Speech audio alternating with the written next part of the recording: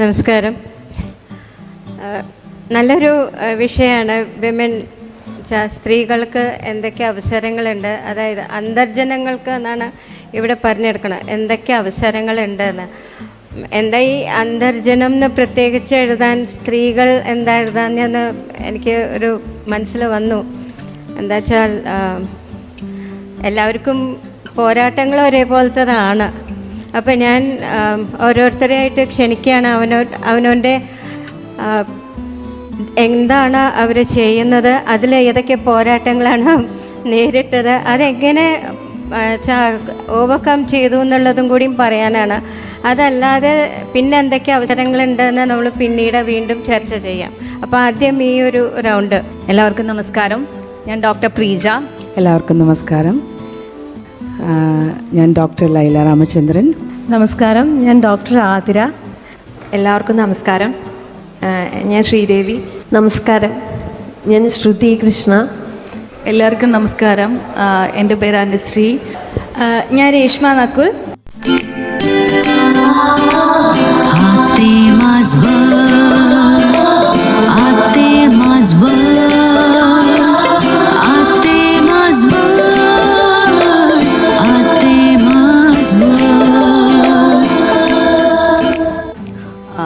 ഇപ്പോൾ അന്തർജനങ്ങൾ ഈ പറഞ്ഞ പോലെ തന്നെ അന്തർജനങ്ങളും അവസരങ്ങളെന്ന് പറഞ്ഞാൽ പ്രത്യേകിച്ച് നമ്മളെല്ലാവർക്കും അറിയാം. ഞാൻ വരുന്ന എൻ്റെ ഇല്ലം എന്നെ വേലി അയച്ചത് ശീവള്ളിയിലേക്കാണ്. എൻ്റെ ഇല്ലം വയലിക്കൊടുത്തുമനെയാണ്. അപ്പോൾ ഞാൻ എൻ്റെ കഥ ആദ്യം പറയാം. അതിൽ നിന്നും നിങ്ങൾക്ക് എല്ലാവർക്കും റിലേറ്റ് ചെയ്യാൻ പറ്റുന്ന കഥകളൊക്കെ തന്നെയാണ് എനിക്കും ഉള്ളത്. വേലി വരെ വളരെ നന്നായി പഠിച്ചു. വളരെ നന്നായി വെച്ചാൽ ഒരു ആവറേജ് സ്റ്റുഡൻ്റ് ആയിരുന്നു ഞാൻ. പഠിച്ചു, ഡിഗ്രി ചെയ്തു, PG ചെയ്തു. അത് കഴിഞ്ഞ് ഒരു കോളേജിൽ എനിക്ക് ജോലി കിട്ടി. അപ്പോൾ ഞാൻ അവിടെ അസിസ്റ്റൻറ്റ് പ്രൊഫസറായിട്ട് വർക്ക് ചെയ്യായിരുന്നു. ആ സമയത്തായിരുന്നു വേളി. അപ്പോഴും എനിക്ക് അസിസ്റ്റൻറ്റ് പ്രൊഫസർ ജോലിയിൽ ഞാൻ അത്ര തൃപ്തിയല്ലായിരുന്നു. എനിക്ക് എന്തെങ്കിലും സ്വന്തമായി ചെയ്യണം എന്നുള്ളതായിരുന്നു എൻ്റെ ആഗ്രഹം. പക്ഷേ അറിയാലോ, നമ്മുടെ അച്ഛനമ്മമാരൊക്കെ പറയുന്നതും നല്ലൊരു ജോലി അത് നീ കളയരുത്, അതുകൊണ്ട് നടക്കണം, അങ്ങനെ തന്നെ വേണം, നല്ലൊരു കുടുംബമായിട്ട് വേണം. ടീച്ചർ ജോലി എന്ന് പറഞ്ഞാൽ കംഫർട്ടബിളാണ്. നമുക്ക് രാവിലെ 9 മണിക്ക് പോകുന്നു, വൈകുന്നേരം 5 മണിക്ക് വരുന്നു, സുഖമാണ്. എന്തിനാ നീ വേറൊരെണ്ണത്തെക്കുറിച്ച് ആലോചിക്കുന്നത് പോലും വേണ്ട, അത് ശരിയല്ല എന്നതായിരുന്നു എൻ്റെയും ഇല്ലത്തുനിന്നും അല്ലെങ്കിൽ അമ്മത്തുനിന്നും ഒക്കെയുള്ള അഭിപ്രായങ്ങൾ. അപ്പോൾ അതെല്ലാം മാനിച്ചു. വേളി കഴിഞ്ഞു. പിന്നെ ആ ജീവിതങ്ങളായി. അവിടുത്തെ ബുദ്ധിമുട്ടുകളും കഷ്ടപ്പാടുകളും നമുക്ക് അഡ്ജസ്റ്റ് ചെയ്യാനുള്ള പാടുകളും അതെല്ലാം ആ ഒരു സെറ്റിൽമെൻറ്റ്, എല്ലാവരുടെയും ജീവിതത്തിലുള്ളവർ ആ ഒരു സെറ്റിൽമെൻറ്റ് സ്റ്റേജ് ആയിരുന്നു.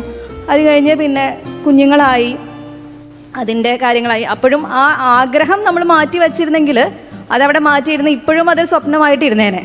പക്ഷേ ഞാൻ എന്താ ചെയ്തതെന്ന് വെച്ചാൽ ആ പ്രശ്നങ്ങളുടെ ഇടയിൽ കൂടി എൻ്റെ ഫാമിലിയെയും കൂട്ട് പിടിച്ച് ഞങ്ങൾ ഒരുമിച്ച്, ഞാനും എൻ്റെ ഹസ്ബൻഡും ഒരുമിച്ചാണ് ഞങ്ങൾ ഈ ബിസിനസ് ചെയ്യുന്നത്. ഞങ്ങളത് സ്റ്റാർട്ട് ചെയ്തു. ദൈവാനുഗ്രഹം കൊണ്ട് അദ്ദേഹത്തിനും ഇതിലെല്ലാം താല്പര്യമുള്ള ഒരാളായിരുന്നു, എന്നെ സപ്പോർട്ട് ചെയ്യുന്ന ഒരാളായിരുന്നു. അപ്പോൾ ഞങ്ങൾ അങ്ങനെ ഒരുമിച്ച് സ്റ്റാർട്ട് ചെയ്ത് ഹഗ് പ്ലാന്റ് എന്ന് പറഞ്ഞ ഒരു ലാൻഡ്സ്കേപ്പിംഗ് കമ്പനിയാണ് ഞങ്ങളിപ്പോൾ നടത്തുന്നത്. ഞങ്ങൾക്ക് നഴ്സറി ഉണ്ട്, പ്ലാൻ നഴ്സറി ഉണ്ട്. അതുപോലെ തന്നെ ഞങ്ങൾ കോളേജുകളിലും അതുപോലെ കൊമേഴ്ഷ്യൽ സ്ഥലത്തെല്ലാം ലാൻഡ്സ്കേപ്പിംഗ് ചെയ്യുന്നുണ്ട്. എല്ലാവർക്കും നമസ്കാരം. ഞാൻ ഡോക്ടർ ലൈല രാമചന്ദ്രൻ. ചികിത്സിക്കുന്ന ഡോക്ടറല്ല കേട്ടോ, ഒരു PhD ആണ് എടുത്തേക്കണത്. അപ്പോൾ ആ PhD എടുക്കണേൽ ഒരു പിന്നിലൊരു ചെറുതായൊരു മോട്ടിവേഷൻ ഉണ്ട്. Motivation from a demotivation in front of lot of bigger crowd. അപ്പോൾ ഞാൻ ചെയ്തിരിക്കുന്നത് BTech ഇൻ സിവിൽ എഞ്ചിനീയറിംഗ് ആണ്. അത് കഴിഞ്ഞിട്ട് അത് ഗവൺമെൻറ് എഞ്ചിനീയറിംഗ് കോളേജിൽ നിന്നാണ്. അത് കഴിഞ്ഞ് masters in traffic and transportation planning from NIT Calicut. അത് കഴിഞ്ഞ് ആ സമയത്താണ് വേളി കഴിഞ്ഞത്. അത് കഴിഞ്ഞ് നേരെ ഡൽഹിക്കായിരുന്നു യാത്ര. അത് കഴിഞ്ഞു അവിടുന്ന് ട്രാൻസ്ഫറായി വന്ന് ബാംഗ്ലൂർക്കായി. അപ്പോൾ അങ്ങനെയാണ് എൻ്റെ ഒരു കരിയർ ജേണി. അപ്പം എനിക്ക് ഓർമ്മയുണ്ട് എൻ്റെ ഷിറ്റശി എന്ന് പറഞ്ഞാൽ ഒരു 40-50 ഇയേഴ്സ് ബിഫോറുള്ള ഒരു കാര്യമാണ് ഞാൻ പറയുന്നത്. അവർക്ക് എൻജിനീയറിങ്ങിന് കിട്ടിയപ്പോൾ എൻജിനീയറിങ്ങിന് ചേരണ്ടെന്ന് പറഞ്ഞു. അപ്പോൾ അന്ന് ഒരു കുട്ടിയൊക്കെയാണ് അന്ന് 1 ലേഡിയൊക്കെ എൻജിനീയറിങ്ങിന് കിട്ടുള്ളൂ. അപ്പോൾ ഷിറ്റശിയോട് ചേരണ്ടെന്ന് പറഞ്ഞു. അവർ വേറൊരു ഏരിയയിലേക്ക് പോയി. But she did well. അവർ ഒരു കോളേജിലെ ഹെഡ് ഓഫ് ഡിപ്പാർട്ട്മെൻറ്റായി, ഫിസിക്സ് ഹെഡ് ഓഫ് ദ ഡിപ്പാർട്ട്മെൻറ്റായി അവർ റിട്ടയർ ചെയ്തു. അപ്പം ഒരു കാലത്ത് എൻജിനീയറിങ്ങിന് പോകാമെന്ന് പറഞ്ഞാൽ സ്ത്രീകൾക്ക് കുറച്ചൊരു ബുദ്ധിമുട്ടുള്ള ഒരു കാലമുണ്ടായിരുന്നു. ഞാൻ ആ ഒരു കാലത്ത് പെട്ടതല്ല. എന്നാലും ഇന്നത്തെ ഒരു ഡിസ്കഷനിൽ വന്നത്, ഇന്ന് ഉച്ചയ്ക്കുള്ള ഒരു ഡിസ്കഷനിൽ വന്നത്, ഞാൻ സിവിൽ എഞ്ചിനീയറിംഗ് ആണ്. സോ ഒബ്വിയസ്ലി എല്ലാവരും വിചാരിക്കുന്നത് സിവിൽ എഞ്ചിനീയറിംഗ് കഴിഞ്ഞാൽ നേരെ കൺസ്ട്രക്ഷൻ ഇൻഡസ്ട്രിയിലേക്ക് കടക്കുക, വെയിലത്ത് നിൽക്കുക ആൻഡ് അത് സൂപ്പർവൈസ് ചെയ്യുക. അതാണ് ബേസിക്കലി സിവിൽ എഞ്ചിനീയറിംഗ് എന്ന് പറഞ്ഞാലുള്ള ഒരു പെർസെപ്ഷൻ. പക്ഷേ സിവിൽ എഞ്ചിനീയറിങ്ങിൽ ഒരുപാട് ഓപ്ഷൻസ് ഉണ്ട്. സിവിൽ എഞ്ചിനീയറിങ്ങിൽ ഒരുപാട് ലൈക്ക് ബ്രിഡ്ജസ് ഉണ്ട്, എൻവിറോൺമെൻറ്റൽ, ദെൻ വാട്ടർ ട്രീറ്റ്മെൻറ്റ്, അങ്ങനെ ഒരുപാട് ഓപ്പർച്യൂണിറ്റീസ് ഉണ്ട്. അതെല്ലാം ഇപ്പോൾ ഓരോ ടൈം കഴിയും തോറും ഒരുപാട് ഔട്ട്സോഴ്സിങ് ജോബ്സ് വരുന്നുണ്ട്. ഇപ്പോൾ ഞാൻ വർക്ക് ചെയ്യുന്നത് WSP കൺസൾട്ടൻസ് എന്ന് പറഞ്ഞിട്ടുള്ള ഒരു organisation based in Bangalore, in Manyata tech പാർക്കിലാണ്. അവിടെ ഓഫീസിലാണ്, AC-യുടെ ഉള്ളിലിരുന്ന് we are doing the designs. So ഗേൾസിന് വരാൻ പറ്റാത്തൊരു മേഖലയല്ല, ഒരുപാട് ഓപ്പർച്യൂണിറ്റീസ് ഉണ്ട്. And even you are talking about mechanical അല്ലേ, ഞാൻ പറയണ്ടായിരുന്നു, മെക്കാനിക്കലിലും നമ്മൾ കാണേണ്ടത് 1-2 പെൺകുട്ടികളാണ്. ബേസിക്കലി അതും ഒരു ബോയ്സ് മേഖലയാണ് എന്നുള്ളൊരു ധാരണയാണ്. സ്ത്രീകൾ എങ്ങനെ ഈ മെക്കാനിക്കൽ ഇതിൽ ചെയ്യാം? അപ്പം പലപ്പോഴും ഞാൻ എൻജിനീയറിംഗ് കോളേജിലാണ് പഠിപ്പിക്കുന്നത്, അപ്പോൾ സോഫ്റ്റ് സ്കിൽസാണ് പഠിപ്പിക്കുന്നത്. അപ്പോൾ ഈ ഒരു സംവാദം ഉണ്ടാവാറുണ്ട്, why did you choose this? ഇത് നിങ്ങൾ ഡീഫോൾട്ടായിട്ട് എൻജിനീയർ ആയതാണോ, ആക്സിഡൻ്റൽ എൻജിനീയറിംഗ് ആയതാണോ എന്നൊക്കെ ചോദിക്കാറുണ്ട്. അപ്പോൾ പലരും പറയും എനിക്ക് മെക്കാനിക്കൽ ആയിരുന്നു ഇഷ്ടം, പക്ഷേ അമ്മയും അച്ഛനും സമ്മതിച്ചില്ല, അതാണ് കമ്പ്യൂട്ടർ സയൻസ് എടുത്തതെന്ന്. അപ്പോൾ സേഫ് സൈഡ് നോക്കാറുണ്ട്. അത് ഇന്ന് ഞങ്ങളൊരു ചർച്ചയിൽ പറയുണ്ടായി. അപ്പോൾ ഞാൻ വല്ലാണ്ട് ടൈം എടുക്കുന്നില്ല ഇൻട്രൊഡക്ഷനിൽ, എന്നാലും ഞാൻ ആ ഓപ്പർച്യൂണിറ്റീസിൽ ആർക്കെങ്കിലും അറിയണമെങ്കിൽ certainly I can give some understanding. അപ്പം ഒരു കാര്യം കൂടി ഞാൻ പറയുകയാണ്, എന്ന് പറഞ്ഞാൽ മോട്ടിവേഷൻ ബിഹൈൻഡ് മൈ PhD. അപ്പം ഇനീഷ്യൽ പീരീഡ് ഓഫ് എ കരിയറിൽ ഞാൻ ഇപ്പോൾ കൺസൾട്ടൻസി ആകുമ്പോൾ നമുക്ക് നമ്മുടെ പ്രോജക്ട്സ് സെല്ലിംഗ് എന്നാണ് നമ്മൾ പറയുക. നമ്മുടെ പ്രോജക്ട്സ് എടുത്തിട്ട് പ്രസൻറ്റ് ചെയ്യണം വലിയ വലിയ മീറ്റിങ്സിൽ. പ്രിൻസിപ്പൽ സെക്രട്ടറി ഉണ്ടാവും, ചീഫ് സെക്രട്ടറി ഉണ്ടാവും, മിനിസ്റ്റേഴ്സ് ഉണ്ടാവും. And mostly in that room I will be the only one lady. Exaggeration അല്ല കേട്ടോ, ആ കാലത്ത് I'm talking about 10-15 years back. അപ്പോൾ ഇന്ത്യയിലുള്ള most of the metro, Bangalore metro, Delhi metro, Lucknow, Jaipur, almost all മെട്രോയുടെ പ്രോജക്ട്സിൽ ഞാൻ കൺസ്ട്രക്ഷൻ സൈഡല്ല, പ്ലാനിങ് സൈഡിൽ റൂട്ട് ഫൈനലൈസേഷൻ, പിന്നെ station finalisation, depot finalisation, even depot പോയി നോക്കുക എവിടെയാണ്, what is A possible location. അപ്പോൾ അങ്ങനെ ഓരോ സ്ഥലത്തും അപ്പോൾ ഓൺലി വൺ ലേഡിയാണ് ഉണ്ടാവുക. അപ്പോൾ നമ്മളൊരു വലിയ ക്രൗഡിൽ, അപ്പോൾ ഈ ഇവിടെയൊക്കെയാണല്ലോ ഉണ്ടാവുക, എന്താ പറയുക, മിനിസ്റ്റേഴ്സ് ഇരിക്കുന്ന സ്ഥലങ്ങളിലാണല്ലോ മീറ്റിങ്സ് എല്ലാം വെക്കുക. അപ്പം അവിടെ ഒരു ലേഡി ഉണ്ടാവും. And I'm talking about bigger things. Metro has to be here, metro route has to be here. You talking about 200 crores per kilometer, it will be 200 crores per kilometer എന്നൊക്കെ പറഞ്ഞ കോസ്റ്റൊക്കെ പറയുക. So net അറിയാതെ ചുളിച്ചു പോവും അല്ലേ. അപ്പോൾ I thought okay. പക്ഷേ academicians വരുമ്പോൾ അവർക്ക് കുറച്ചും കൂടി ഒരു സ്ട്രെങ്ത് കൂടും. Okay, he's from IIT, he's from IIT professors. So അവർ പറയുന്നതിനൊരു വെയിറ്റേജ്. അപ്പോൾ ഞാൻ വിചാരിച്ചു എനിക്ക് കുറച്ചും കൂടിയും വിദ്യാഭ്യാസം വേണം. I need one more strong ഒരു വാല് വേണം എനിക്ക്. സോ വാലല്ല head. So I went for doctorate. ഞാൻ പറയണേ പഠിപ്പിനും ഒരു ടൈമില്ല. I went very late doctorate എടുത്തത്. അപ്പോൾ ഡോക്ടറേറ്റിനും ഒരു motivation, demotivation to the motivation ആയിരുന്നു. അപ്പോൾ അങ്ങനെയാണ് ഡോക്ടറേറ്റ് എടുത്തത്. അപ്പോൾ ഞാൻ പറയുന്നത് ഒരുപാട് ഓപ്പർച്യൂണിറ്റീസ് ഉണ്ട് എൻജിനീയറിംഗ് മേഖലകളിലും. നമ്മൾക്ക് സ്വന്തമായിട്ട് കൺസൾട്ടൻസി തുടങ്ങാനുമുണ്ട്. ഇതിൻ്റെ കൂടെ തന്നെ ഞാൻ എൻ്റെ പാഷൻ, അത് കുട്ടിയാവുമ്പോൾ അമ്മ വെരി സ്ട്രിക്റ്റ് ആയിരുന്നു. ഡാൻസ് മാത്രമായിട്ട് നടന്നാൽ പോരാ, പഠിപ്പാണ് മുഖ്യം. പഠിപ്പിൽ സ്ട്രോങ് ആയിട്ട്, if you are in career, one strong career, then you can do whatever you want long ടൈമിൽ എന്നുള്ളത്. അപ്പോൾ അത് കേട്ടിട്ട് ഇപ്പം ഞാൻ എൻ്റെ പാഷൻ ഡാൻസും കൂടി കൊണ്ട് നടക്കുന്നു. അത് ഒരു വൺ സൈഡിൽ. അപ്പോൾ 2 years back I did my masters in Mohiniyattam. So there is no age or there is no limit or there is nowhere. So you can do, if you have the will, you can do anything. Yeah, that's. നമസ്കാരം, ഞാൻ doctor Athira, ഡെൻറ്റിസ്റ്റാണ്. Ernakulam ജില്ലയിലെ മൂഴിക്കുളം എന്ന് പറഞ്ഞ സ്ഥലത്ത് ഒരു സ്വന്തമായിട്ടൊരു clinic ഇട്ട് നടത്തുകയാണ്. ഏകദേശം ഒരു 6-7 ഡോക്ടർമാർ കൂടിയിട്ടാണ് ഞങ്ങൾ നടത്തുന്നത്. മാനേജ്മെൻറ്റൊക്കെ ഞാൻ BDS ആണ്. MDS ഉള്ള കുറേ സ്പെഷ്യലിസ്റ്റുകൾ അപ്പോയിൻമെൻറ്റ് അനുസരിച്ചിട്ടൊക്കെ ക്ലിനിക്കിലേക്ക് വരുന്നുണ്ട്. അങ്ങനെ ഒരു ഇതായിട്ട് പോണു. ഏകദേശം ഒരു വർഷം കഴിഞ്ഞു. ഇപ്പോൾ തുടങ്ങിയിട്ട് അത്രേ ആയിട്ടുള്ളൂ, പോയിക്കൊണ്ടിരിക്കുന്നു.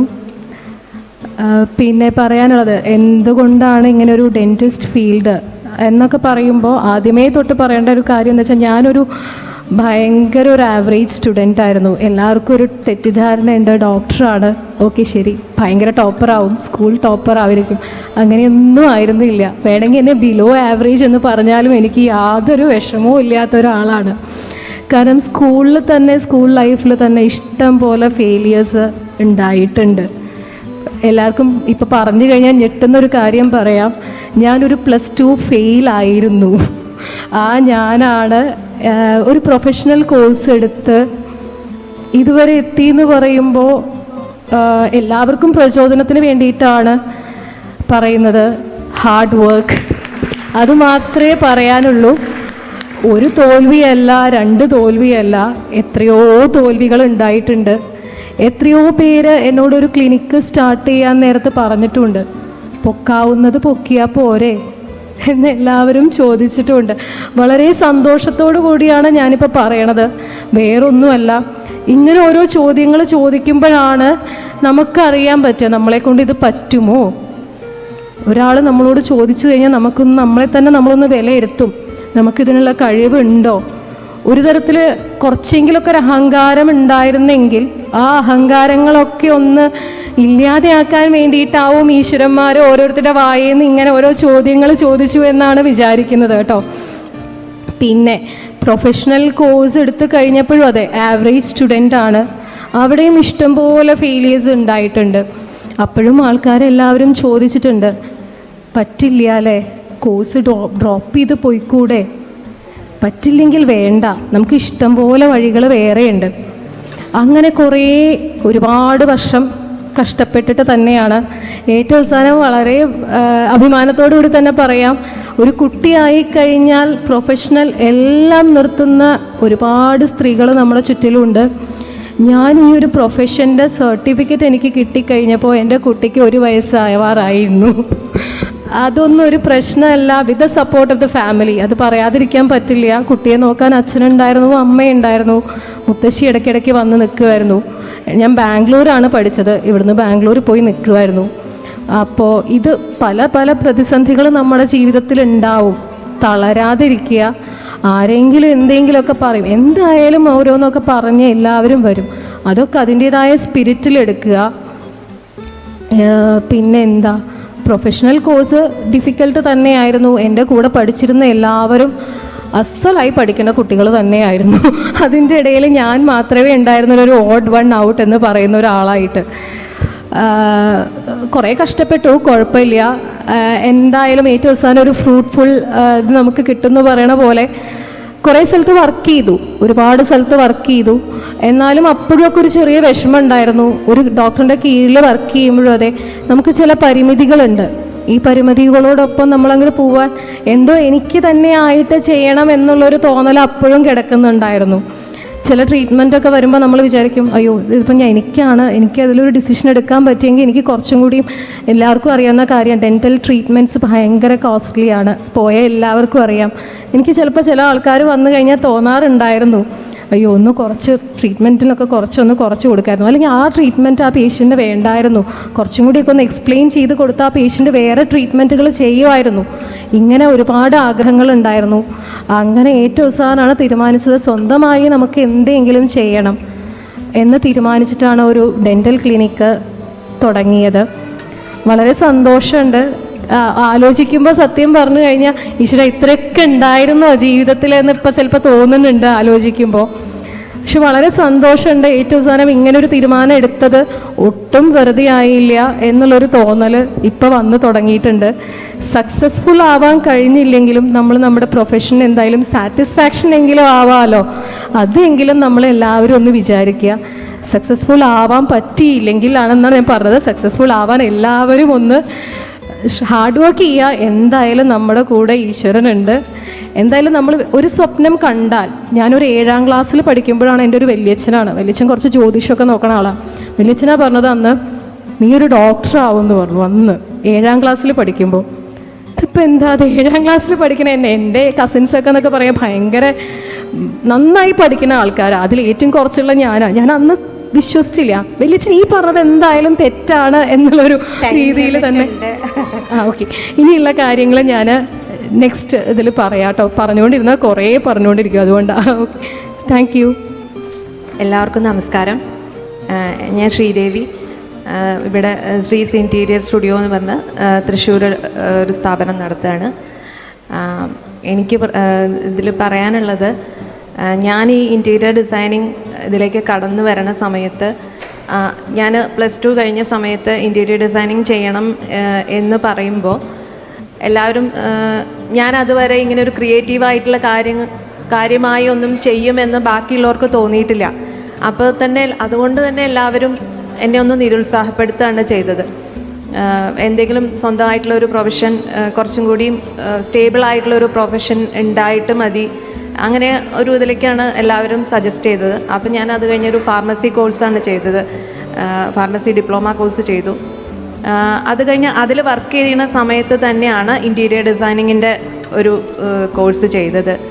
അത് കഴിഞ്ഞ് ഞാൻ ഇൻറ്റീരിയർ ഡിസൈനിങ് ഒരു പ്രൊഫഷനാക്കി എടുക്കാമെന്ന് തീരുമാനിക്കുമ്പോൾ ഞാൻ കേട്ട ഒരു ചോദ്യം, ഈ പറഞ്ഞ പോലെ ആദ്യം ഇന്ദിരേടത്തി പറഞ്ഞ പോലെ എനിക്കൊരു കുത്ത് കിട്ടിയത്, വല്ലവരുടെ വീട്ടിൽ മേശയും കസേര എവിടെയാണ് ഇടണ്ടേന്ന് നിന്നോട് ചോദിച്ചിട്ട് തീരുമാനിക്കുമോ, നീ ഈ പ്രൊഫഷൻ എടുത്തു കഴിഞ്ഞാൽ അങ്ങനെയല്ലേ ഒരു ഇത് വരിക, അങ്ങനെ കുറേ കാര്യങ്ങൾ. അന്നാണെങ്കിൽ ഈ ഒരു എന്താ പറയുക, ഇൻറ്റീരിയർ ഡിസൈനിങ് ഇവിടെ അത്ര കോമൺ ആയി വന്നിട്ടുമില്ല.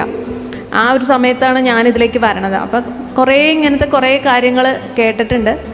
പക്ഷേ എന്താ പറയുക, അതൊക്കെ എങ്ങനെയൊക്കെയോ തരണം ചെയ്യാൻ എല്ലാവരുടെയും സപ്പോർട്ട് ചെയ്യാൻ ധാരാളം രണ്ട് ഇതും ഉണ്ടായിരുന്നു. സപ്പോർട്ട് ചെയ്യാനും അതുപോലെ കുത്തി പറയാനും ധാരാളം ആൾക്കാരുണ്ടായിരുന്നു. പക്ഷേ നമ്മൾ നമ്മളുടെ വഴി കൂടെ തന്നെ മുമ്പോട്ട് പോവുക, അതാണ് പ്രധാനമായിട്ട് ഇതിലൊരു ഇത് എനിക്ക് പറയാൻ തോന്നണത്.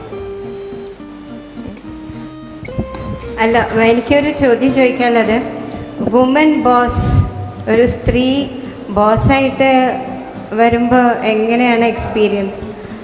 ബാക്കിയുള്ളൊരു മെയിലാവില്ലേ? അത് എനിക്ക് എങ്ങനെയാണെന്ന് വെച്ചാൽ, എൻ്റെ വർക്കേഴ്സ് എല്ലാവരും മെയിലാവും പ്രധാനമായിട്ടും. അവരോട് തന്നെയാണ് എനിക്ക് എപ്പോഴും സംസാരിക്കേണ്ടി വരിക. നമ്മുടെ ശബ്ദം ഒരു പൊടിക്ക് ഉയർന്നു കഴിഞ്ഞാൽ ഭയങ്കര പ്രശ്നമാണ് എപ്പോഴും.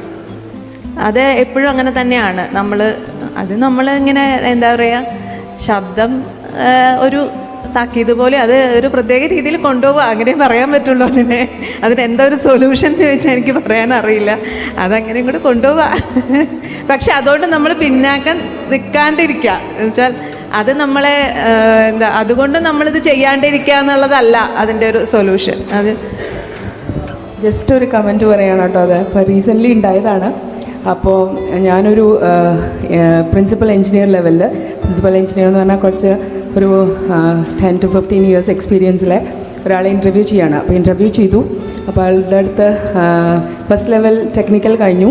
അത് കഴിഞ്ഞിട്ട് ഞാൻ ഹെഡ് ഓഫ് ദ ഡിപ്പാർട്ട്മെൻറ്റാണ്. അപ്പം ഞാനും HR-ഉം കൂടിയിട്ട് ഒരു സെക്കൻഡ് ലെവൽ ഇൻ്റർവ്യൂവിന് വിളിച്ചു. അപ്പം he said, like, as far as you make me happy, I'll join. So I said, what is the reservation on making me happy? അപ്പോൾ ആൾ പറഞ്ഞു, ഓക്കെ. ആൾ മെയിൻലി 2-3 കാര്യങ്ങളാണ്. ഒന്ന് സാലറി, ഒന്നത്. അപ്പം HR ഉണ്ട് എൻ്റെ കൂടെ. അപ്പോൾ I asked about CTC. I'll talk to you offline. എന്നാൽ എൻ്റെ കൂടെയുള്ളത് മെയിൽ HR ആണ്. He said, I'll talk to you offline. That means I don't understand CTC or salary related or financial related. I will not be able to understand. I'll talk to the other person offline. He's saying offline. Interview is happening face to face and he's saying I'll talk to you. So ഞാൻ പറയുന്നത്, financial decisions, financial limitations ഉണ്ടാവും. The way we grew up, അതിലൊരു limitations ഉണ്ടാവാം. പക്ഷേ ഒരു സ്ഥാനത്തിരിക്കുന്ന ഒരു വ്യക്തിയോട് പറയാൻ പറ്റാവുന്ന ഒരു കാര്യമാണ്. അപ്പോൾ male female still it exist. അത് എല്ലാ മേഖലയിലും എക്സിസ്റ്റ് ചെയ്യുന്ന ഒരു കാര്യമാണ്.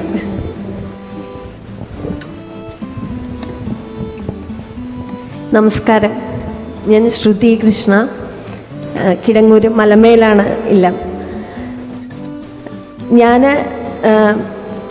ശരിക്കും +2 കമ്പ്യൂട്ടർ സയൻസ് ആയിരുന്നു. അതിനുശേഷം എന്ന് ആലോചിക്കുന്ന സമയത്ത് എൻ്റെ ഫാമിലി എല്ലാവരും ഒന്നിച്ച് പറഞ്ഞൊരു കാര്യം, ഞാൻ ഇഷ്ടപ്പെട്ടൊരു വിഷയം പറഞ്ഞപ്പോൾ പറഞ്ഞു, അല്ല നമുക്ക് എന്തെങ്കിലും ജോബ് ഓറിയൻറ്റഡ് ആയിട്ട് ഇത് കഴിഞ്ഞാൽ, ഡിഗ്രിയൊക്കെ കഴിഞ്ഞാൽ ഒരു ജോലി കിട്ടുന്ന സാധ്യതയുള്ള ഒരു കോഴ്സ് നോക്കിയെടുക്കാം, അത് മതി എന്ന് പറഞ്ഞിട്ട് അങ്ങനെ ഞാൻ BSc ഫുഡ് സയൻസ് ആണ് എടുത്തത്. ഫുഡ് സയൻസ് കഴിഞ്ഞു. എല്ലാവരും ആഗ്രഹിച്ച പോലെ എക്സാം കഴിഞ്ഞ് 4 ദിവസത്തിനകം എനിക്ക് അവിടുന്ന് കോളേജിൽ നിന്ന് തന്നെ പ്ലേസ്ഡായി. ഒരു സെസ്സിൽ, കൊച്ചിയിൽ സെസ്സിൽ ഒരു എക്സ്പോർട്ടിംഗ് ഫേമിൽ ജോയിൻ ചെയ്തു. ശരിക്കും അവിടെ നിന്നാണ് എൻ്റെ ലൈഫിൽ ഒരു ടേണിംഗ് പോയിൻ്റ് ഉണ്ടായതെന്ന് പറയാം. അവിടെ ഞാൻ അസോസിയേറ്റ് ചെയ്ത ആൾക്കാർ, അവിടുത്തെ മാനേജിങ് ഡയറക്ടർ, അങ്ങനെയുള്ള ആൾക്കാരൊക്കെയാണ് എൻ്റെ മനസ്സിലേക്ക് MBA എന്ന് പറയുന്ന ഒരു മോഹം കൊണ്ടുവന്ന് തന്നത്. ഞാൻ MSc പോകാനായിട്ട് ആഗ്രഹിച്ച ഒരാളാണ്. അപ്പോൾ അവിടെ ഞാൻ എടുത്ത ജോലിയുടെ പ്രത്യേകതകളും അവിടെ ഹാൻഡിൽ ചെയ്ത ആൾക്കാരും മീറ്റിങ്ങുകളും ഒക്കെയാണ് ശരിക്കും MBA എന്ന് പറയുന്ന ഒരു ഇതിലേക്ക് കൊണ്ടുവന്നത്. അപ്പോൾ അവിടുന്ന് തന്നെ അവിടെ ഞാൻ ജോലി ചെയ്ത സമയത്ത് തന്നെ ഞാൻ ടൈമിൽ കോച്ചിങ്ങിന് പോയി. അങ്ങനെ MBA ജോയിൻ ചെയ്തു. ശരിക്കും MBA എന്ന് ഞാൻ കോച്ചിങ്ങിന് പോകാൻ തുടങ്ങിയപ്പോഴും എനിക്ക് വലിയ പ്രതീക്ഷയില്ല MBAക്ക് പോകാൻ പറ്റുന്നു. കാരണം അന്നത്തെ ഒരു സിറ്റുവേഷൻ പെൺകുട്ടികൾ MBAക്ക് പോകുന്നത് വളരെ നമ്മുടെ കൂട്ടത്തിൽ വളരെ കുറവായിരുന്നു. ഒരു പക്ഷേ പുറത്ത് ജോലി ചെയ്യുന്ന ആൾക്കാർ അങ്ങനെയുള്ളവരല്ലാതെ നാട്ടിൽ നിന്ന് പോകുന്നവർ കുറവായിരുന്നു. അപ്പം എനിക്കന്ന് വീട്ടിൽ പറയാൻ കൂടെ ഒരു ധൈര്യമില്ല എനിക്ക് MBAക്ക് പോകണം എന്ന്. അപ്പം ഞാൻ എന്ത് വന്നാലും വീട്ടിൽ പ്രസൻറ്റ് ചെയ്തു, എനിക്ക് MBA പോയാൽ കൊള്ളാമെന്നുണ്ട്. പക്ഷേ എൻ്റെ അച്ഛനും അമ്മയും വളരെ സപ്പോർട്ടീവായിരുന്നു. നമുക്ക് നോക്കാം, നീ ഏതായാലും എൻട്രൻസ് എഴുതി നോക്കാൻ പറഞ്ഞു. ആ സമയത്ത് ഏതായാലും കിട്ടി. അങ്ങനെ MBAക്ക് ജോയിൻ ചെയ്തു. MBAക്ക് പഠിക്കുന്ന സമയത്തായിരുന്നു എൻ്റെ കല്യാണം. പക്ഷേ MBAക്ക് ഞാൻ ജോയിൻ ചെയ്യുന്ന കാര്യം പറഞ്ഞപ്പം ബാക്കി എൻ്റെ ഫാമിലി, അച്ഛൻ അമ്മ ഒഴിച്ച് ബാക്കി റിലേറ്റീവ്സിൻ്റെ ഭാഗത്തു നിന്നെല്ലാം എൻ്റെയൊക്കെ ആവശ്യമുണ്ടോ, ജോലിയായി, ഡിഗ്രി കഴിഞ്ഞു, ജോലിയായി. നമ്മുടെ കൂട്ടത്തിൽ പിന്നെ അടുത്തൊരു നോർമലി ചോദിക്കുന്നൊരു ചോദ്യം എന്താ അടുത്തത്? കല്യാണം. ഇനിയിപ്പോൾ ആലോചിച്ചൂടെ, കല്യാണമൊക്കെ ആലോചിച്ചൂടെ, ഇത്രയും പ്രായമൊക്കെ ആയില്ലേ, ഇനിയിപ്പോൾ കല്യാണം ആലോചിച്ചൂടെ. പക്ഷെ അന്ന് അച്ഛൻ പറഞ്ഞൊരു കാര്യമാണ്, അവൾക്ക് പഠിക്കണം എന്നാണ് പറഞ്ഞത്, വേറെ ഒന്നുമല്ല. പഠിക്കാൻ ആഗ്രഹമുണ്ടോ, അവൾക്ക് എത്രയും പഠിക്കണോ, പഠിക്കട്ടെ, അത് കഴിഞ്ഞിട്ട് നമുക്ക് ആലോചിക്കാം. ആ ഒരൊറ്റ ഇതിലാണ് മുമ്പോട്ട് പോയത്. എൻ്റെ എഡ്യൂക്കേഷൻ ഞാൻ അല്ലെങ്കിൽ ഒരു PG എന്നുള്ള ഒരു സ്വപ്നത്തിലേക്ക് പോകാൻ പറ്റിയത് എൻ്റെ ഫാമിലിയുടെ ഒരു സപ്പോർട്ടോടുകൂടി മാത്രമാണ്. അത് കഴിഞ്ഞ് PG ചെയ്യുന്ന സമയത്താണ് മാരേജ് ഉണ്ടാവുന്നതും അതിനുശേഷം PG കംപ്ലീറ്റ് ചെയ്യുന്നതും. പിന്നീട് ഞങ്ങൾ ചെന്നൈയിൽ ഞാനൊരു HR റിലേറ്റഡാണ് ഞാൻ ജോലി ചെയ്തത്. അതിനുശേഷം ഫാമിലി സിറ്റുവേഷൻസ് മാറി വന്നു. ഞങ്ങൾക്ക് നാട്ടിൽ തിരിച്ചു വരേണ്ടി വന്നു, നാട്ടിൽ സെറ്റിൽ ആവേണ്ടി വന്നു. നാട്ടിൽ ജോലി കളഞ്ഞ് വന്ന സമയത്ത് മോനുണ്ടായി. ഇനി എന്ത്, ശരിയൊരു ബ്രേക്ക് വന്നു ഇടയ്ക്ക്. ഇനി എന്ത് എന്ന് ചിന്തിക്കുന്ന സമയത്ത് എന്തുകൊണ്ട് തന്നെ ചെയ്തുകൂടാ, സ്വന്തമായിട്ട് എന്തെങ്കിലും ചെയ്തുകൂടാ എന്ന് ആദ്യം എന്നോട് ചോദിച്ചത് എൻ്റെ ഹസ്ബൻഡ് തന്നെയാണ്. നിനക്ക് തന്നെ ചെയ്തുകൂടെ, ഏതായാലും അവിടെ എക്സ്പീരിയൻസ് ഉണ്ട്. അപ്പം എനിക്കൊന്നത്ര ധൈര്യം പോരാ, ഞാൻ തന്നെ എന്നൊരു കാര്യത്തെക്കുറിച്ചൊന്നും ചിന്തിച്ചിട്ടില്ല. തന്നെയല്ല, നമ്മുടെ നാട്ടിലന്ന് ഒരു HR കൺസൾട്ടൻസിയുടെ സ്കോപ്പ് നാട്ടിൽ ആർക്കും അന്ന് തന്നെ അറിയില്ലെന്ന്, എന്തുമാത്രം ഉണ്ട്, എന്താണ് HR കൺസൾട്ടൻസി, എന്തൊക്കെ ചെയ്യാൻ പറ്റുമെന്ന് പോലും അന്ന് ആർക്കും അറിയില്ല. അങ്ങനെ ഒരു സമയത്താണ് ഞങ്ങളവിടെ ഓഫീസ് സ്റ്റാർട്ട് ചെയ്യുന്നത്. ടാലൻറ്റസ് HR സൊല്യൂഷൻസ് പ്രൈവറ്റ് ലിമിറ്റഡ് എന്ന് പറയുന്ന പേരിൽ ടാലൻറ്റസ് 10 വർഷങ്ങൾക്ക് മുമ്പ് ടാലൻറ്റസ് സ്റ്റാർട്ട് ചെയ്യുന്നത്. ആ സമയത്ത് ഞങ്ങൾ ശരിക്കും ജോലി അവിടെ സ്റ്റാർട്ട് ചെയ്ത സമയത്ത് നാട്ടുകാരിൽ പലരും കയറി വന്നിട്ട്, ഇത് കമ്പ്യൂട്ടർ സെൻ്റർ ആണോ, പ്രിൻ്റ് ഔട്ട് എടുക്കാൻ പറ്റുമോ എന്നൊക്കെ ചോദിച്ചവിടെ കയറി വന്ന ആൾക്കാരുണ്ട്. ഇവിടെ എന്താ നടക്കണമെന്ന് അറിയില്ല അവർക്ക്. പക്ഷെ ഞങ്ങളുടെ ഒരു മേഖല അവിടുന്ന് അതിനുശേഷം ട്രെയിനിങ്ങിലേക്കും കൺസൾട്ടിങ്ങിലേക്കും ഒക്കെ വളരുവാനായിട്ട് സാധിച്ചു. കഴിഞ്ഞ 10 വർഷങ്ങൾ കൊണ്ട് ഇന്ന് അറിയപ്പെടുന്ന ഒരു സ്ഥാപനമായിട്ട് മാറാൻ കഴിഞ്ഞു എന്നുള്ളതിൽ അഭിമാനമുണ്ട്. അതിനുശേഷം 2 വർഷങ്ങൾക്ക് ശേഷം നിതിൻ ജോലി ഉപേക്ഷിച്ച് അതിലേക്ക് ജോയിൻ ചെയ്തു. കൂടുതൽ മുമ്പോട്ട് വളരാനായിട്ട് സാധിച്ചു. അതോടൊപ്പം അതിൻ്റെ ടാലൻറ്റസ് സ്റ്റാർട്ട് ചെയ്ത് 2 വർഷങ്ങൾക്ക് ശേഷമാണ് ശ്രുതീസ് കളക്ഷൻസ് എന്ന് പറയുന്നത്. അത് ശരിക്കും പറഞ്ഞാൽ എൻ്റെ ഒരു പാഷനായിരുന്നു. കുഞ്ഞിലെ തൊട്ടുള്ളൊരു എന്താ പറയുക, വരയ്ക്കാനും അല്ലെങ്കിൽ ആ ഒരു മേഖലയോടൊരു ഇഷ്ടമുണ്ടായിരുന്നു. അന്ന് പക്ഷെ അത് പറയാനുള്ള വീട്ടിൽ പറഞ്ഞ സമ്മതിക്കില്ല എന്നുള്ളത് ഉറപ്പായിരുന്നു. ഇനി പറഞ്ഞ പോലെ ഇപ്പോൾ പഠിക്കുക അല്ലെങ്കിൽ അതാണ് അന്നൊക്കെ എല്ലാം, അത് കഴിഞ്ഞിട്ട് മതി, ബാക്കിയുള്ള കാര്യങ്ങൾക്ക് നമുക്ക് പിന്നീട് പ്രാധാന്യം കൊടുക്കാമെന്ന് പറഞ്ഞിട്ടാണ്. പക്ഷേ അന്ന് ആ ഒരു ഇഷ്ടം മനസ്സിൽ കൊണ്ട് നടന്നത് കൊണ്ടായിരിക്കാം അങ്ങനെ ഒരു സാഹചര്യം വന്നപ്പോൾ അത് സ്റ്റാർട്ട് ചെയ്യാനും, പിന്നെ എൻ്റെ കുടുംബത്തിൻ്റെ സപ്പോർട്ട്, ഫാമിലി, ഹസ്ബൻഡും ഈവൻ കുട്ടികളാണെങ്കിൽ പോലും അച്ഛനും എല്ലാവരും ഒന്നിച്ച് കൂടെ നിന്നു. അങ്ങനെ അത് സ്റ്റാർട്ട് ചെയ്തു. ഇപ്പോൾ കഴിഞ്ഞ 8 വർഷങ്ങൾ കഴിഞ്ഞു സ്റ്റാർട്ട് ചെയ്തിട്ട്. പക്ഷേ ഇപ്പോഴും എനിക്ക് ഏറ്റവും സന്തോഷമുള്ളൊരു കാര്യം, ഞാൻ ഒരിക്കൽ ഉപേക്ഷിച്ച് അല്ലെങ്കിൽ വേണ്ടാന്ന് വെച്ചൊരു മോഹമാണ് ഇപ്പോഴും അത് ചെയ്തുകൊണ്ടിരിക്കുന്നത്. ഞാനിപ്പം ഫാഷൻ ഡിസൈനിങ് ഒരു സ്റ്റുഡൻറ്റും കൂടെയാണ്, തീരാറായിട്ടുണ്ട്. അപ്പം അതും ഇപ്പോൾ ചെയ്തുകൊണ്ടിരിക്കുന്നു. അപ്പം പഠിക്കുന്നതിനോ അല്ലെങ്കിൽ നമ്മുടെ ഒരു ജോലി, നമ്മളുടെ സ്വപ്നത്തിൻ്റെ പുറകെ പോകുന്നതിന് പ്രായം ഒരിക്കലും ഒരു ബാരിയർ അല്ല എന്ന് തന്നെയാണ് എനിക്ക് പറയാനുള്ളത്. Okay, thank you.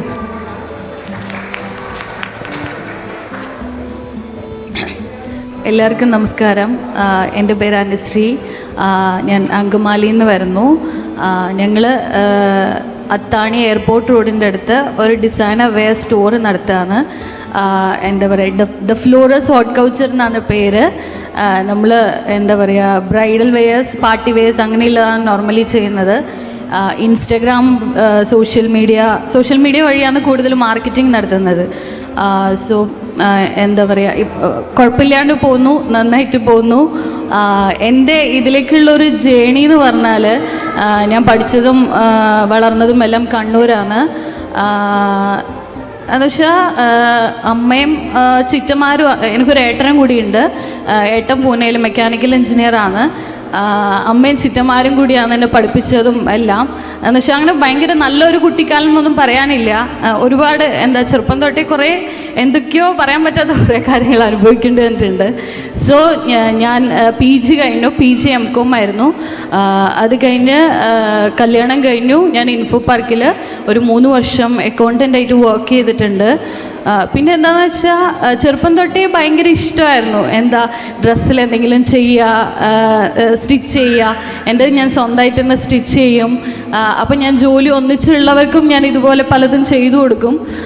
അപ്പോൾ എന്ന് വെച്ചാൽ ഞാൻ ഇടുന്ന ഔട്ട്ഫിറ്റായാലും അല്ലെങ്കിൽ ചെയ്തു കൊടുക്കുമ്പോഴായാലും നമുക്ക് കുറേ കോംപ്ലിമെൻറ്റ്സ് കിട്ടുമ്പോൾ നമ്മൾ ഓട്ടോമാറ്റിക്കലി നമുക്കൊരു കോൺഫിഡൻസ് ഉണ്ടാവും. അപ്പോൾ എന്ന് വെച്ചാൽ സ്വന്തമായിട്ട് തുടങ്ങണം അല്ലെങ്കിൽ ചെയ്യണം, ഇതൊക്കെ ഭയങ്കര ഒരു ആഗ്രഹമായിരുന്നു. പക്ഷേ എവിടെ നിന്ന് സ്റ്റാർട്ട് ചെയ്യണം, എവിടെ നിന്ന് തുടങ്ങണം എന്നുള്ളത് ഒരു ചോദ്യചിഹ്നമായിരുന്നു. കാരണം നമുക്കറിയില്ല എന്താ ചെയ്യണ്ടേ, അതിലുള്ള വഴി എന്താ, അതൊന്നും അറിയില്ല. അപ്പം എന്ന് വെച്ചാൽ അങ്ങനെ ഇരിക്കാൻ എനിക്കൊരു ഇൻ്റർവ്യൂ അറ്റൻഡ് ചെയ്യാനുള്ള ഒരു അവസരം വരുന്നത്. അപ്പം ഞാൻ അത് കൊച്ചിയിലുള്ള ഒരു വലിയൊരു ബുട്ടിക്കായിരുന്നു. സോ ഞാൻ ഇൻ്റർവ്യൂ അറ്റൻഡ് ചെയ്തു. ഞാൻ ഹോണസ്റ്റായിട്ട് പറഞ്ഞു, എനിക്കിതിനെക്കുറിച്ചൊന്നും അറിയില്ല.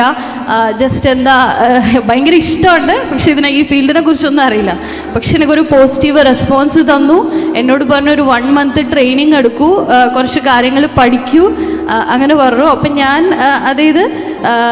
മൺഡേ ടു ഫ്രൈഡേ ഞാൻ ജോലിക്ക് പോവും, സാറ്റർഡേ സൺഡേ ഇതുപോലെ ട്രെയിനിങ്ങിന് പോവും. അപ്പോൾ എനിക്ക് കുറച്ച് ടാസ്ക് ഒക്കെ തന്നിട്ടുണ്ടായിരുന്നു. കുറച്ച് കാര്യങ്ങൾ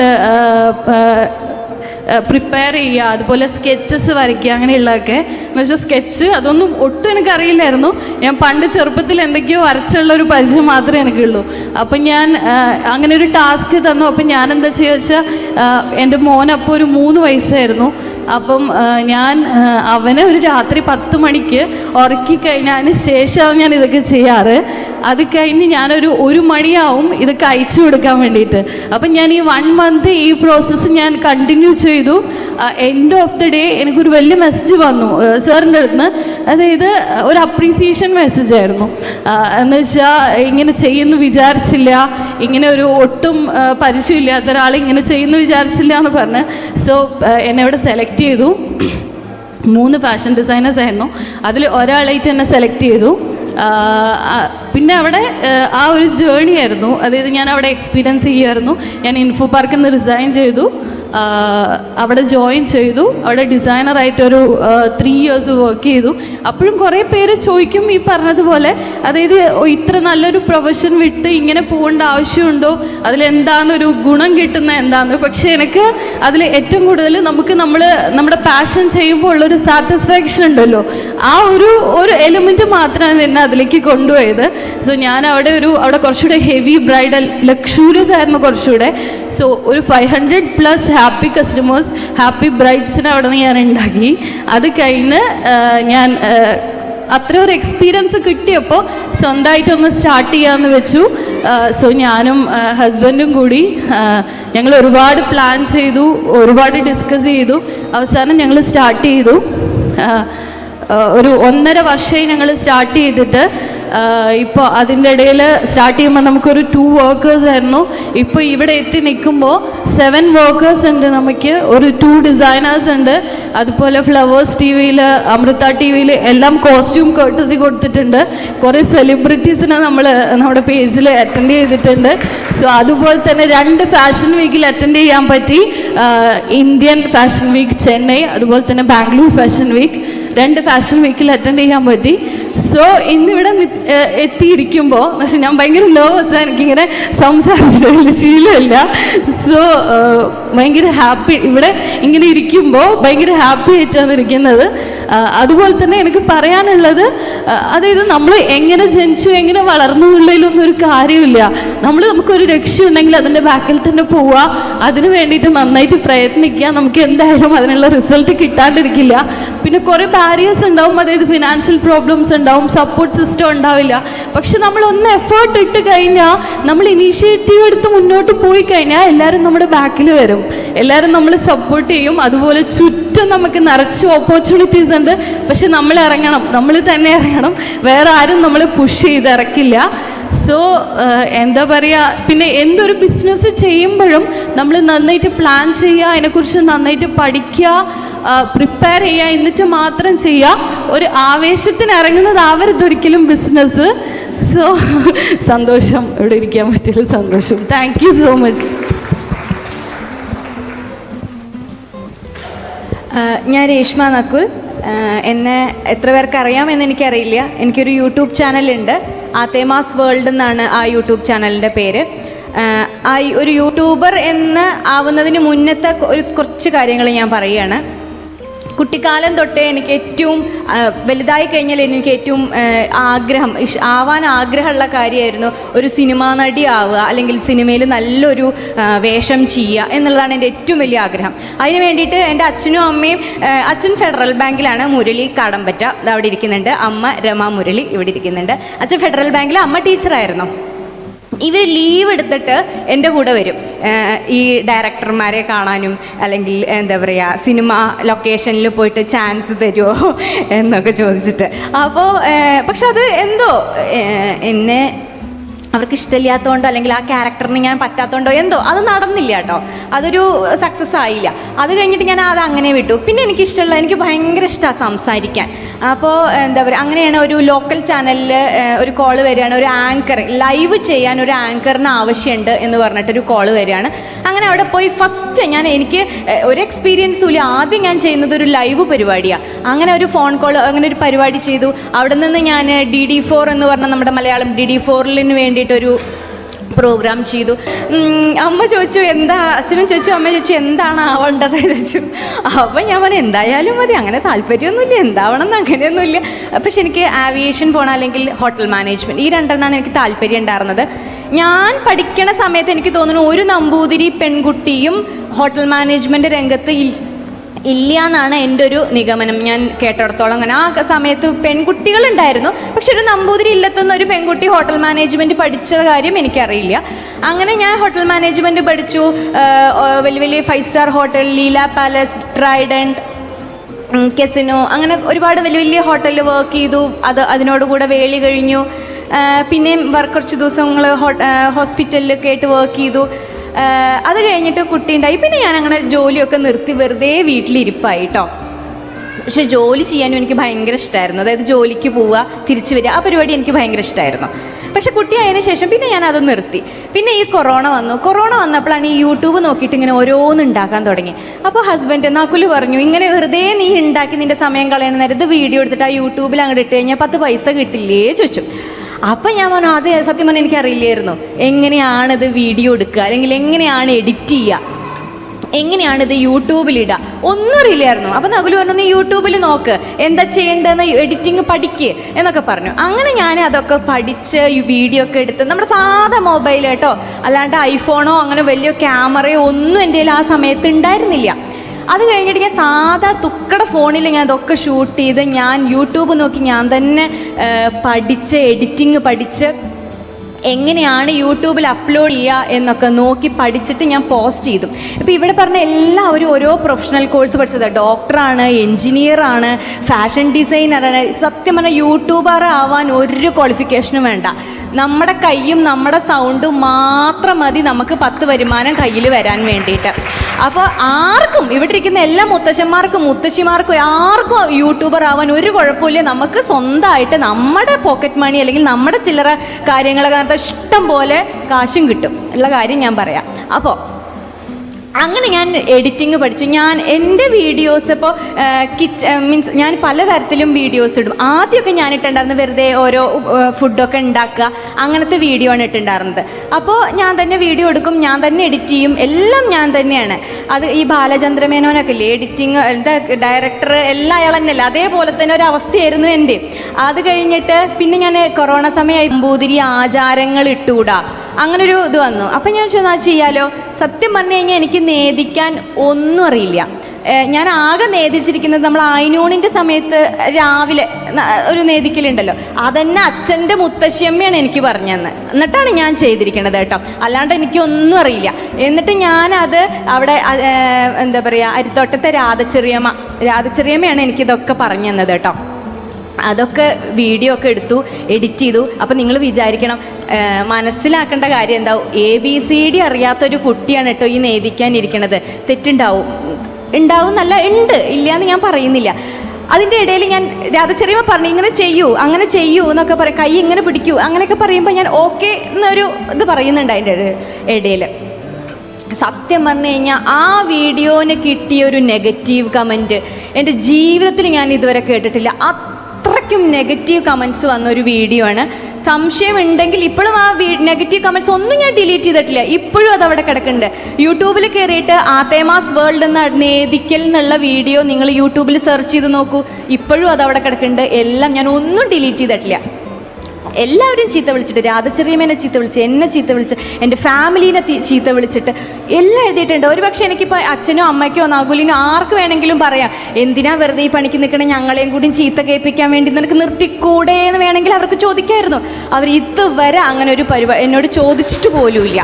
അത് കഴിഞ്ഞിട്ട് പിന്നെ അപ്പോൾ എനിക്ക് ഇൻട്രസ്റ്റ് ആയി, ഭയങ്കര വ്യൂ. അതുവരെ എനിക്ക് വെറും 60 വ്യൂ അല്ലെങ്കിൽ 100 സബ്സ്ക്രൈബർ അത്രയൊക്കെ ഉണ്ടായിരുന്നുള്ളൂ. ഈ നേദിക്കണ വീഡിയോ അങ്ങോട്ട് ഇട്ടപ്പോൾ അങ്ങോട്ട് കയറി 2000 വ്യൂ 4000 വ്യൂ മിനിറ്റുകൾക്കുള്ളിലാണ്.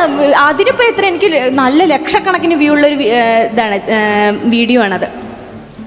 അപ്പോൾ രാധചെറിയമ്മേനെ മൊത്തമായിട്ട് പിടിക്കാനും പറ്റില്ല. അപ്പോൾ എന്താ ചെയ്യാന്ന് വെച്ചപ്പോഴാണ് എൻ്റെ ഒരു ഫ്രണ്ട് പറഞ്ഞത്, രേഷ്മേ നീ പാലക്കോൾ പ്രവീണേട്ടനെ വിളിക്കുക, പ്രവീണേട്ടൻ നിനക്ക് എല്ലാം പറഞ്ഞു തരുമെന്ന് പറഞ്ഞു. അങ്ങനെ ഞാൻ ഇവിടെ ഇരിക്കുന്നുണ്ടോ എന്ന് എനിക്കറിയില്ല കേട്ടോ, ഇവിടെ ഉണ്ടായിരുന്നു ആൾ. അപ്പോൾ പാലക്കോൾ പ്രവീണേട്ടൻ്റെ ഞാൻ നമ്പറൊക്കെ സംഘടിപ്പിച്ച് ആളെ വിളിച്ചു. എനിക്ക് എന്താ പറയുക, ഇതുവരെ കിട്ടാത്ത സപ്പോർട്ടാണ് എനിക്ക് പ്രവീണേട്ടൻ്റെ നിന്ന് കിട്ടിയത്. പ്രവീണേട്ടൻ എൻ്റെ അടുത്ത് പറഞ്ഞത്, രേഷ്മ ഒന്നുകൊണ്ടും പേടിക്കണ്ട, ഞാൻ സഹായിക്കാമെന്ന് പറഞ്ഞിട്ട് എനിക്ക് ആദ്യം പ്രവീണേട്ടൻ 2 ബുക്ക് അയച്ചു തന്നു എൻ്റെ അടുത്ത് പഠിക്കാൻ വേണ്ടിയിട്ട്. അതായത് വേളിയുടെ ക്രിയകളെക്കുറിച്ചും ആ ക്രിയയുടെ അർത്ഥം എന്താണെന്നും അതൊക്കെ മനസ്സിലാക്കി പഠിച്ചതിന് ശേഷം മാത്രം വീഡിയോ ചെയ്താൽ മതി.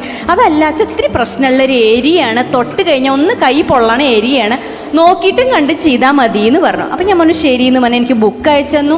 ഞാൻ ബുക്കിരുന്ന് പഠിച്ചു. SSLCക്ക് പോലും ഞാനിങ്ങനെ പഠിച്ചിട്ടില്ല. രാവിലെ മന്ത്രം, അതിൻ്റെ അർത്ഥം എന്താണ് ഇതിൻ്റെ, അങ്ങനെ ഇരുന്ന് പഠിച്ചു. സത്യം പറഞ്ഞാൽ ഞങ്ങളുടെ വേളി സമയത്ത് ഓക്കെ നകുലിൻ്റെ ചെവിയിൽ ഇങ്ങനെ ഗുണു പറയുന്നുണ്ട് എന്നല്ലാണ്ട് എന്താണ് അതിൻ്റെ അർത്ഥം എന്ന് എനിക്കോ നകുലിനോ അറിയില്ലായിരുന്നു. അങ്ങനെ ഇതൊക്കെ ഞാൻ ഈ ബുക്കും വായിച്ചപ്പോഴാണ് ഈശ്വര ഇതൊക്കെയായിരുന്നോ അതിൻ്റെ അർത്ഥം എന്നെനിക്ക് മനസ്സിലായത്. അന്ന് എൻ്റെ അടുത്ത് പ്രവീണേട്ടൻ പറഞ്ഞിട്ടുണ്ടായിരുന്നു, ഈ അർത്ഥങ്ങൾ പഠിച്ചിട്ട് ആണ് നമ്മൾ ഈ ഉപനയനല്ല വേളിയുടെ ക്രിയകൾ ചെയ്യുന്നത് എന്നുണ്ടെങ്കിൽ ഒരിക്കലും നമ്പൂതിരിമാരുടെ ഇടയിൽ ഒരു ഡൈവേഴ്സ് ഉണ്ടാവില്ല. കാരണം അത്രയ്ക്കും അർത്ഥമുള്ള എന്താ പറയുക, ഈ കല്ല് ചവിട്ടിക്കുന്നതിൻ്റെ അർത്ഥം, അതുമാതിരി അച്ഛൻ്റെ കുറേ ക്രിയകളുണ്ടല്ലോ, അതൊക്കെ അതിൻ്റെ അർത്ഥമൊക്കെ ആ ബുക്കിൽ വളരെ വ്യക്തമായിട്ട് കൊടുത്തിട്ടുണ്ട്. ഞാനത് വളരെ വിശദമായിട്ട് തന്നെ ആ യൂട്യൂബ് ചാനലിൽ പറഞ്ഞിട്ടുണ്ട്. ആ വേളി വീഡിയോ പാർട്ട് 1 പാർട്ട് 2 ഇത് കണ്ടു കഴിഞ്ഞാൽ നിങ്ങൾക്ക് ഇനി കല്യാണം കഴിക്കാൻ, ഇനി വേളി കഴിക്കാൻ പോകുന്ന എല്ലാ പെൺകുട്ടികൾക്കും നിങ്ങളിത് മാക്സിമം അയച്ചു കൊടുത്തോളൂ. അവരിതിൻ്റെ അർത്ഥം മനസ്സിലാക്കി വേളി കഴിച്ചു കഴിഞ്ഞാൽ നല്ലതേ വരുള്ളൂ അവർക്ക്. അങ്ങനെ അത് കഴിഞ്ഞിട്ട് പിന്നെ ഞാൻ ചെയ്തൊരു വീഡിയോ ആണ്, എനിക്ക് ഏറ്റവും കൂടുതൽ വ്യൂ കിട്ടിയ വീഡിയോനെ കുറിച്ച് ഞാൻ പറയുന്നുള്ളൂ കേട്ടോ. ഒരുപാട് വീഡിയോ 300 വീഡിയോ ഞാൻ ചെയ്തിട്ടുണ്ട്. അതിൽ ആചാരങ്ങളുടെ കാര്യം മാത്രമേ ഞാൻ പറയുന്നുള്ളൂ. അടുത്തത് ചെയ്തതാണ് അടുപ്പ് ഗണപതി എന്ന് പറഞ്ഞിട്ടുള്ള ഒരു സാധനം. എൻ്റെ കുട്ടിക്കാലത്ത് ഞാൻ ചെയ്തിട്ടില്ല. ഈ എന്താണ് അടുപ്പ് ഗണപതി എന്ന് തന്നെ എനിക്ക് അറിയണ്ടായിരുന്നില്ല. എൻ്റെ അമ്മയ്ക്കും അറിയില്ല, ആർക്കും അറിയുന്ന എനിക്ക് തോന്നണില്ല, എനിക്ക് പറഞ്ഞു തന്നിട്ടുമില്ല. എന്നിട്ട് ഞാൻ ഈ അടുപ്പ് ഗണപതിനെ കുറിച്ച് എനിക്ക് പറഞ്ഞു തന്നു, ഞാൻ ചെയ്യിപ്പിച്ചു, ചെയ്തു, ഒക്കെ ചെയ്തു കേട്ടോ. ഇപ്പം ഞാൻ പഠിച്ചു, അന്ന് എനിക്കൊന്നും എനിക്ക് അറിയണ്ടായിരുന്നില്ല. അത് കഴിഞ്ഞിട്ട് ഏറ്റവും കൂടുതൽ വ്യൂ കിട്ടിയ ഒരു വീഡിയോ ആണ്. അത് കഴിഞ്ഞിട്ട് പെൺകിടാങ്ങളെ ഉടുപ്പിക്കുന്ന ഒരു വീഡിയോ ഉണ്ട്. എനിക്ക് തോന്നുന്നു ഇപ്പോഴുള്ള പെൺകിടാങ്ങൾ ആരും ഈ ഒരു സംഭവം ചെയ്തിട്ടില്ല എന്നാണ് എനിക്ക് തോന്നുന്നത്. ഇവിടെ ഇരിക്കുന്ന എത്ര പേര് ചെയ്തിട്ടുണ്ടാവും എനിക്ക് തോന്നുന്നില്ല. ആരൊക്കെ ഇങ്ങനെ കാണിക്കട്ടെ ഇല്ല. അപ്പോൾ ഇതൊക്കെ സത്യം പറഞ്ഞു കഴിഞ്ഞാലേ അറിഞ്ഞിരിക്കണം. നമ്മളുടെ മുത്തശ്ശിമാരൊക്കെ ഇപ്പം ആരും ഇല്ല, മരിച്ചുകൊണ്ടിരിക്കുകയാണ്. ഇതൊക്കെ അറിയുന്ന ആൾക്കാരൊക്കെ മരിച്ചുകൊണ്ടിരിക്കുക. ഇനി നമുക്ക് പറഞ്ഞു തരാൻ ആരും ഇല്ല സത്യം പറഞ്ഞു കഴിഞ്ഞ് കഴിഞ്ഞാൽ. അപ്പോൾ ഇങ്ങനെ വീഡിയോ ആക്കി ഇട്ടപ്പോൾ എനിക്ക് അമേരിക്കയിൽ നിന്ന്, സ്വിറ്റ്സർലാൻഡിൽ നിന്ന്, ഓസ്ട്രേലിയയിൽ നിന്ന്, ഇവിടുന്നൊക്കെ എനിക്ക് മെയിൽ വന്നിട്ടുണ്ട്. ഈ ഉടുപ്പിക്കുന്ന വീഡിയോ കണ്ടിട്ടാണ് കേട്ടോ ഞാൻ എൻ്റെ കുട്ടീനെ ഉടുപ്പിച്ചത് എന്ന് പറഞ്ഞിട്ട്. അതൊക്കെ എനിക്ക് ഭയങ്കര സന്തോഷമുള്ളൊരു കാര്യം. കാരണം എൻ്റെ വീഡിയോ കണ്ട് ആർക്കെങ്കിലും ഉപകാരമായിട്ടുണ്ട് എന്നുണ്ടെങ്കിൽ അത് എന്നെ സംബന്ധിച്ചിടത്തോളം എനിക്കത് വലിയൊരു കാര്യമാണ്. അങ്ങനെ ഒരുപാട് വീഡിയോസ് ഞാൻ ആചാരങ്ങളുടെയും അങ്ങനെ ഇട്ടു. ഇപ്പം എനിക്കിപ്പോൾ സത്യം പറഞ്ഞു കഴിഞ്ഞ് കഴിഞ്ഞാൽ ഉപനയനായാലും അല്ലെങ്കിൽ പിന്നെന്താ ആയിന്യൂണ്, ഇതിനൊക്കെ ഞാൻ ചെയ്തിട്ടുണ്ട് കേട്ടോ. നമ്മളുടെയിലുള്ള നല്ല നല്ല, അതായത് കുറച്ചും കൂടി കുഞ്ഞു കുഞ്ഞു ചടങ്ങുകളല്ല, കുറച്ച് വലിയ വലിയ ചടങ്ങുകളൊക്കെ ഞാൻ വിശദമായിട്ടുള്ള മന്ത്രങ്ങൾ പഠിച്ച്, അതിൽ ചില മന്ത്രങ്ങൾ ആണുങ്ങൾക്ക് മാത്രമേ പറയാൻ പാടുള്ളൂ, ചില മന്ത്രങ്ങൾ പെൺകുട്ടികൾ പറയാൻ പാടില്ല അത്രേ. അതൊന്നും എനിക്കറിയില്ല. അപ്പോൾ പ്രവീണേട്ടൻ്റെ അടുത്ത് പറഞ്ഞു തന്നു, ഇത് മന്ത്രം രേഷ്മ പറയരുത്, അത് ആണുങ്ങൾ മാത്രം പറയാൻ പാടുള്ളൂ, പെൺകുട്ടികൾ അത് പറയരുത് എന്നൊക്കെ പറഞ്ഞിട്ടുണ്ടായിരുന്നു. അപ്പോൾ അതൊക്കെ ഞാൻ ഡീറ്റെയിൽ ആയിട്ട് നോക്കിയിട്ടൊക്കെ തന്നെയാണ് കേട്ടോ ചെയ്തിട്ടുണ്ടായിരുന്നത്. അങ്ങനെ ഞാനിപ്പോൾ പറഞ്ഞു വന്നത് എന്താണെന്ന് വെച്ച് കഴിഞ്ഞാൽ, യൂട്യൂബ് എന്നുള്ള ഈ ഒരു സംഭവം ചെയ്യണം എന്നുണ്ടെങ്കിൽ പ്രത്യേകിച്ചൊരു കോഴ്സ് പഠിക്കുകയും അല്ലെങ്കിൽ ഒന്നും വേണ്ട. ഇപ്പോൾ കുഞ്ഞു കുട്ടികൾ തൊട്ട് മുത്തശ്ശിമാർക്ക് വരെ ഇപ്പോൾ ചെയ്യാൻ പറ്റുന്ന ഒരു കാര്യമാണ്. ഇപ്പോൾ പാചകമായാലും കൈ മാത്രം കാണിച്ചാൽ മതി. എൻ്റെ അമ്മയ്ക്ക് വീഡിയോയിൽ വരാൻ ഇഷ്ടമല്ല, ഫോട്ടോ എടുക്കാൻ ഇഷ്ടമല്ല. അമ്മ എന്താ ചെയ്യാന്നറിയാം, അമ്മ അസലായിട്ട് കുക്ക് ചെയ്യും. അപ്പോൾ അമ്മ കൈ മാത്രമേ കാണിക്കാൻ സമ്മതിക്കുള്ളൂ, മുഖം കാണിക്കാൻ സമ്മതിക്കില്ല. അപ്പോൾ അതാണ് ഞാൻ പറഞ്ഞത്, സൗണ്ടും കൈയും ഉണ്ടെങ്കിൽ നമുക്ക് വരുമാനം ഉണ്ടാക്കാം. ഞാൻ എൻ്റെ യൂട്യൂബ് ചാനൽ കൊണ്ട് കിട്ടിയ വരുമാനം കൊണ്ട് ഫസ്റ്റ് വാങ്ങിയത് ഞാൻ ഐഫോണാണ്. ഒരു ഐഫോൺ വാങ്ങിക്കാനുള്ള കാശ് യൂട്യൂബ് തരുന്നുണ്ടെന്നുണ്ടെങ്കിൽ നമുക്ക് പോക്കറ്റ് മണിക്ക് എത്ര കാശ് കിട്ടുന്നുണ്ടായിരിക്കും. അപ്പോൾ ഞാൻ പറഞ്ഞു വന്നത് എന്താണെന്ന് വെച്ച് കഴിഞ്ഞാൽ, ആർക്കും വരുമാനം ഉണ്ടാക്കാൻ പറ്റുന്ന ഒരു വഴിയാണ് യൂട്യൂബ്. അപ്പോൾ ഇഷ്ടപ്പെട്ടവർക്ക്, അല്ലെങ്കിൽ ഇങ്ങനെ സംസാരിക്കാനും, അല്ലെങ്കിൽ എന്ത് കഴിവാച്ചായിക്കോട്ടെ, ഒരു കഴിവില്ലാത്ത ആരും ഉണ്ടാവില്ലല്ലോ, എന്തെങ്കിലുമൊക്കെ ഒരു കഴിവുണ്ടാവില്ലേ. അപ്പോൾ ആ കഴിവ് നിങ്ങൾ യൂട്യൂബ് വഴി കാണിച്ചിട്ട് അങ്ങനെ അങ്ങോട്ട് പോവുക, അതായിരിക്കും നല്ലത്. താല്പര്യമുള്ള ആൾക്കാർക്ക് എന്നോട് ചോദിച്ചു കഴിഞ്ഞാൽ ഞാൻ എല്ലാ സംശയങ്ങളും മാറ്റിത്തരാം. ഇപ്പോൾ മോണിറ്റൈസേഷൻ്റെ കാര്യം എന്തായാലും ഞാൻ സംശയങ്ങളെല്ലാം തീർത്തു തരാം. ആഗ്രഹം ഉണ്ടെങ്കിൽ പറയുക, ആ വഴിക്ക് പോകാൻ ഇഷ്ടമുള്ളവർ പോവുക. നന്ദി.